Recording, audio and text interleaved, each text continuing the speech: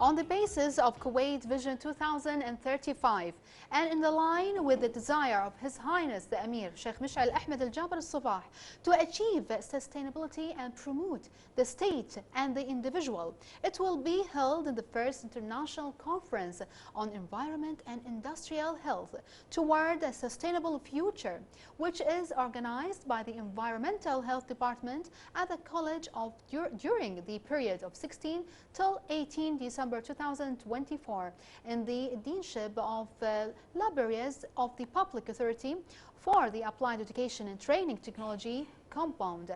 Many experts and specialties from around the world will also participate in this conference.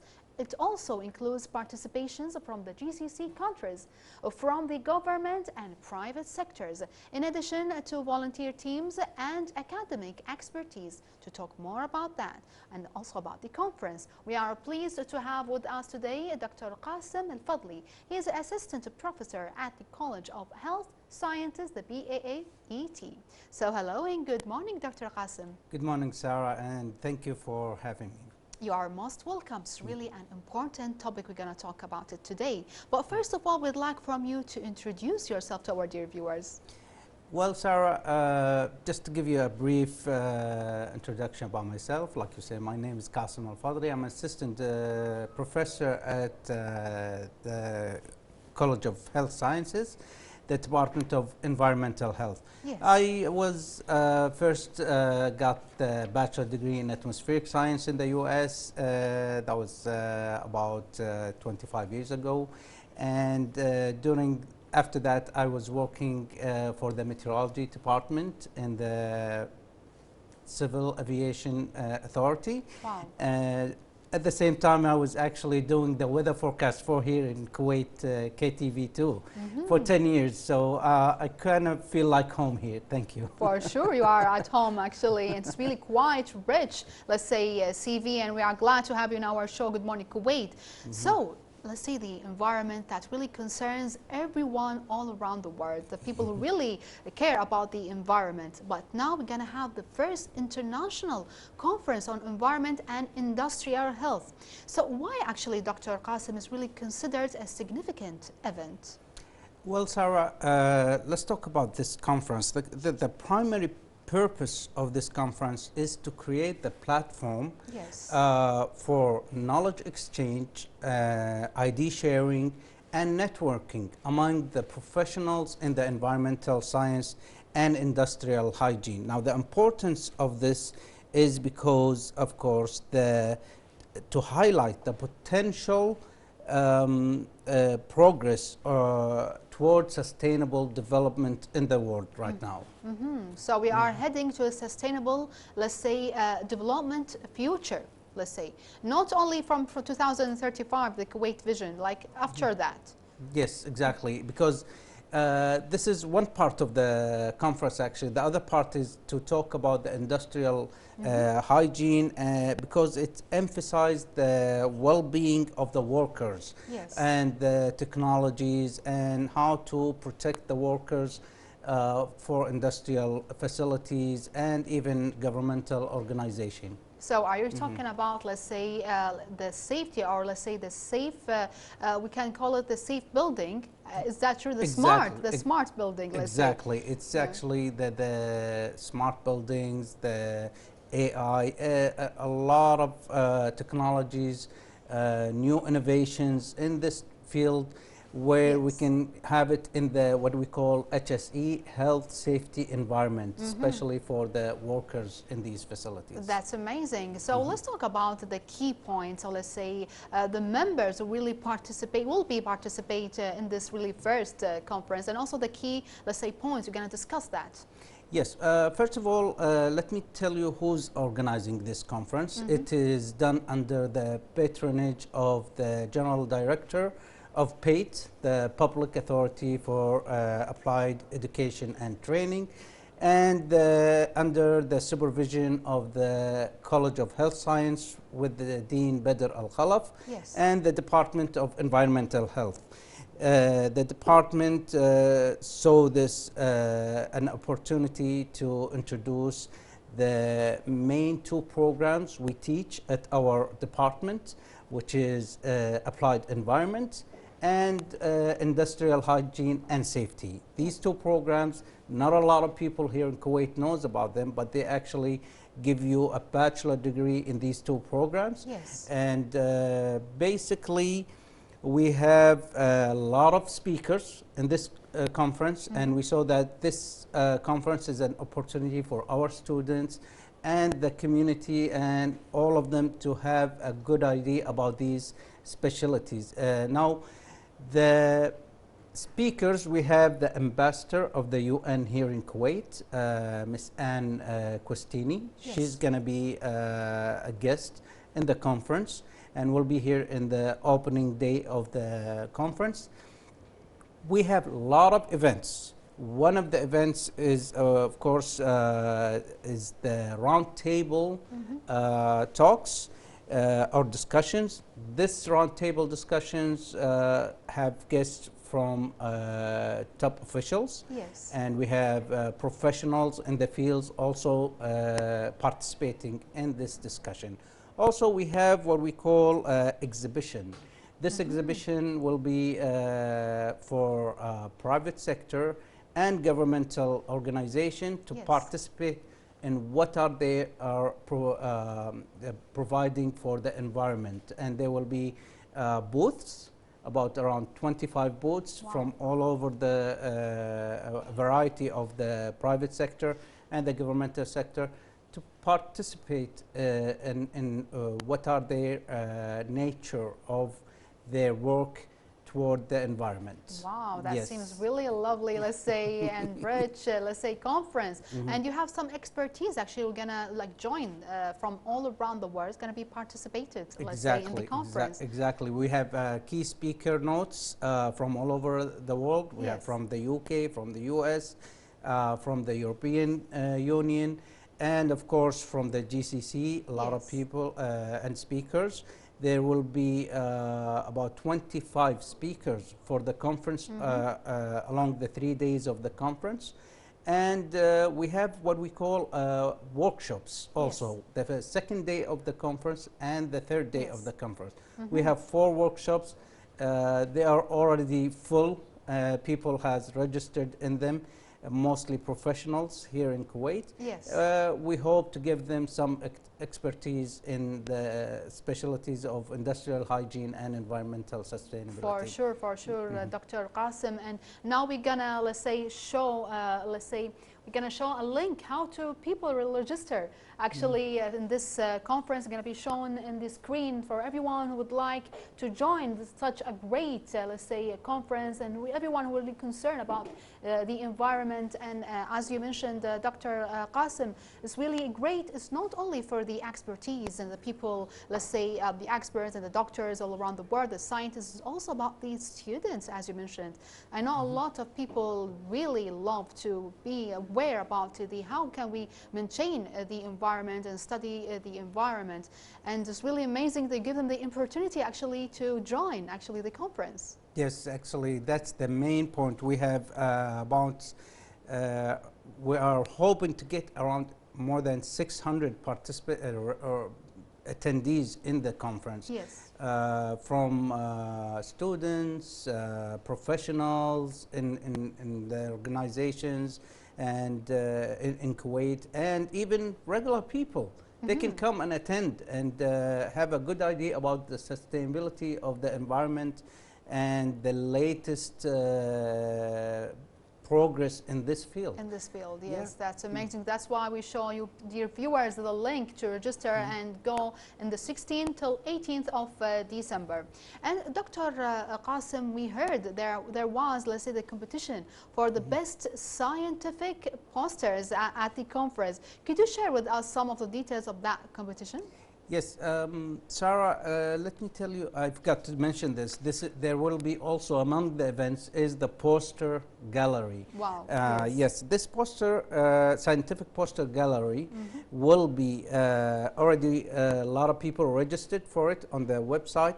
It's basically the criteria for the poster, or the what we say the participant are people writing some scientific research Yes. in the field, and they would like to present these research through this poster. Now, this poster will be held in a gallery, around 25 posters from a lot of different disciplines. As you know, environmental science is an interdisciplinary discipline. So Yes. there's a lot of disciplines involving the field. These posters from all over these fields, and we hope to make the criteria for choosing the winners based on the clarity of the poster, the communication with audience, and of course the innovation and the content of these posters. The judges will be a panel, a committee from the conference, Yes. and they will choose the winners for these posters. So that's amazing. So how many winners going to be at the end? We're going to have 3 winners, Okay. and they will have some prizes, and may the best win. Well, best of luck actually for all of them. So, Dr. Kasem, why is it important to integrate environmental goals into national development plans, as emphasized by the United Nations? Yes, Sarah. Let me first begin by we have to differentiate between sustainable development and economical development, or what we call economical growth. Yes. Economical growth is basically how to increase your GDP, gross domestic product, making you richer countries to have more growth and more financial growth. But sustainable development is a whole different ball game. It's basically trying to get the most benefit with the least harm to the environment. Yes. So recently, as we talked before the air about COP, there is a lot of discussions between the third world countries right now and the developed countries. Yes. The developed countries, they already benefited from the economical growth a long time ago, 30, 40, 50 years ago, by industries, and they took these benefit now, and they are rich now. But the third country, or third world countries, or developing countries, they're just starting, and now we are asking them to turn into sustainable development and focus on it instead of the economical growth. The developed countries, they're already trying to shift to the sustainable development, and they have these plans. So for the developing countries and third world countries, there must be some assistance from the developed countries by sharing technology on sustainable development, by financing projects. We hope to increase the sustainable development and accelerate it in around the world entirely. Wow, that's amazing. And now actually you are actually for sure spreading awareness about how we can use the solar, for example, the solar energy, and also the alternative actually let's say sources, rather than actually focusing on the oil. Yes, that is the key subject or topic of the sustainable development. Yes. As we know, 60% of the greenhouse gases is produced through the energy sector alone. So like you said, it is very important to transform the energy sector to the renewable energy like wind power and solar energy. Yes. It is last week during the convention of the climate change. Okay. It is with a great importance to start transforming to this new energies or renewable energies, because the time is not in our favor, and it is very important to start this projects. Well, we need, let's say, a really strong, actually, financial support for, Yes. for starting that. Yes. Is that true? Yeah, it is. In the Paris Accord in 2015, there was an agreement to finance these projects financially by 100 billion a year. Now, last week, they already decided or agreed into raising this to 1 trillion, so 10 times the amount. Yeah, it needs a lot of finance. But if you think about it, if you use this 1 trillion now to transfer to the sustainable development and try to protect the environment, it will be a very cheap price against what we could be paying in future. It could be trillions and trillions of finance needed to fix the problems that we can fix it now. Well, that's why we need to start as soon as possible to have the sustainable, let's say, life and development, let's say, country, not even here in Kuwait, all, let's say, the Middle Eastern. Actually, we hope that the Middle Eastern countries. So, Dr. Kasem, how can industries balance the growth with the environmental precautions to reduce the impact of the modern industrial activities? Yes, well, Sarah, while the Industrial Revolution generated new opportunities and economic development and growth for countries, it also introduced pollution and acute hardship for workers. Now, we have to be implementing pollution prevention practices, product of life cycle management, waste management.